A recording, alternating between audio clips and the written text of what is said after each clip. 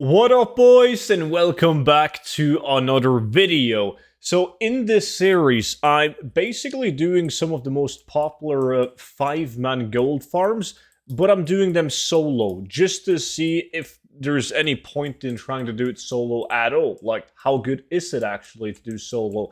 Because I know that you guys prefer to do solo gold farms, so I'm trying to focus a bit on solo content as well, and not just 5-man farms, even though a lot of the 5-man farms outperform solo farms. But still, the reality is most people are just solo farming. So that's why I'm doing this series, so you guys don't have to spend the time testing out a bunch of farms, and I can test it out instead, right? So the cool thing is though, like so far in this series, there's been a lot of 5-man farms that have actually proven to have a lot of potential. Like they're actually worth doing solo. But then there's also been some farms that are really bad, like the STV island that I did a couple of videos back. Like it wasn't good. There was no potential whatsoever, but it's still very important for me to upload those videos as well, so you guys can see the transparency and see that, okay, like maybe you were considering to do that farm solo. If you see me do it on my live stream or in another video, there's no point, right? So in today's video, we're doing probably the most farmed gold farm in a group, Selitus. Now, the reason why Selitus is so heavily farmed is because it dropped the most popular transmog sets from like Classic WoW, the Bloodlust set, the Vanguard set, the Glorious set, and so on. Like, it's insane. The loot table was insane. It also drops epic items such as Blade of Hannah, T-Boos, like both weapons worth hundreds of thousands of gold. And then you can get Destiny, you can get Skull Flame Shield. Like, it's just, it has an insanely good loot table. The only problem is, though, not only has everyone done Selitos farm, but it has also been multi-boxed. It's been botted. Like, everyone has touched it. So, Glorious Legs, for instance, like back in the days, they used to sell for an easy 400,000 gold average. On my realm, I can probably snatch a pair right now for like 10,000 gold. Like, prices are garbage. However, the epic items are still pretty damn valuable from the farm, so that's cool. And it's not like the prices are garbage in every realm, but like most of the high pop or full pop realms have relatively bad prices on the green items, right? So before we dive further into the video, I do want to say massive thank you to everyone that has bought the 0 to 10 million gold guide. You guys' support lately have been insane. So big thank you if you've picked up the book, and especially those of you leaving feedback.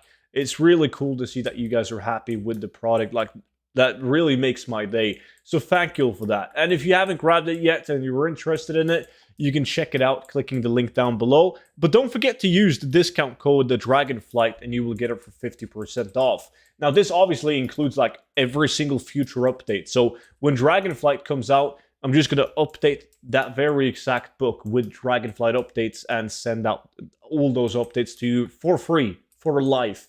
So you don't have to buy one for each expansion. Like, it's a lifetime of free updates.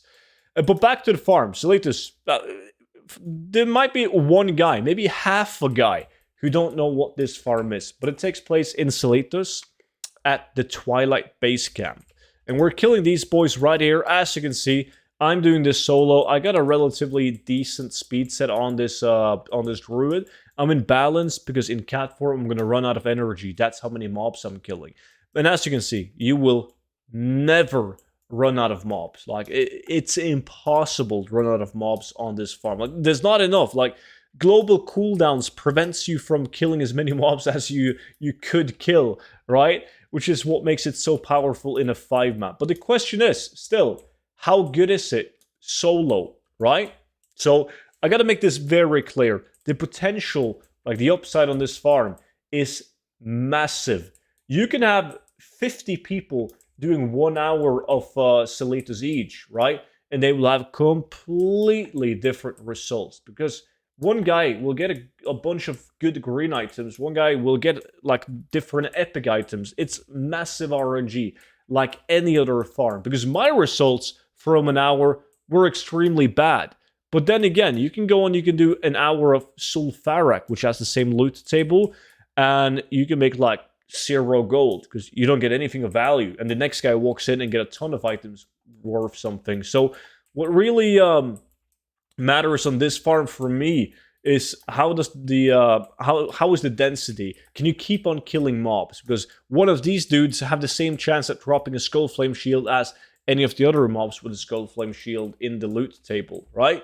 Because after an hour, I got myself 2 glorious legs. Don't look at them in bio. My realm is completely messed up. But like, glorious items are good. They're very good. I got glorious head as well. I got Vanguard boots. I got bloodless gauntlets, and I got the blood forged chest. But that was it. However, to say that this farm is not worth doing, like I don't want to get mixed into that, because the loot table is insane. The amount of mobs you're killing is insane.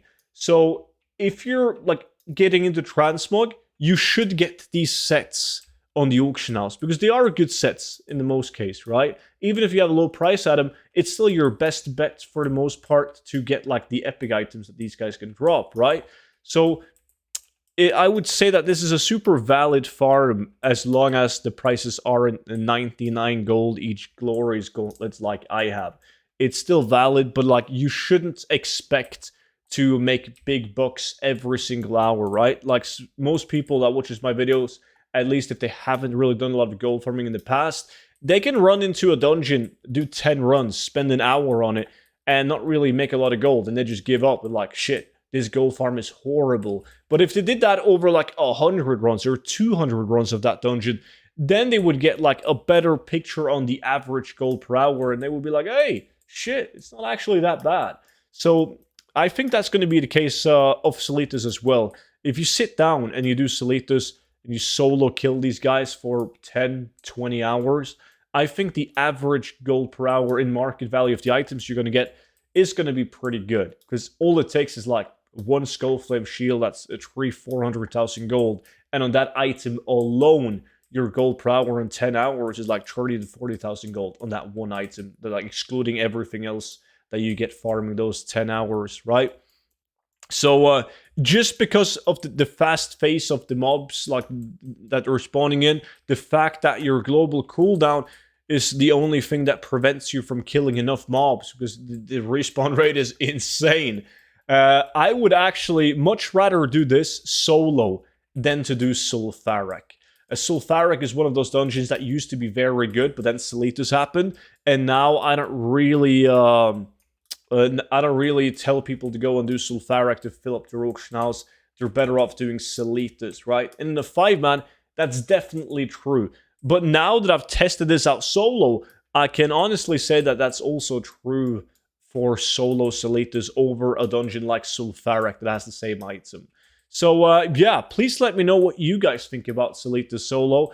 And if you decide to go and give it a try, please let me know of your results, regardless if it's dog shit, right?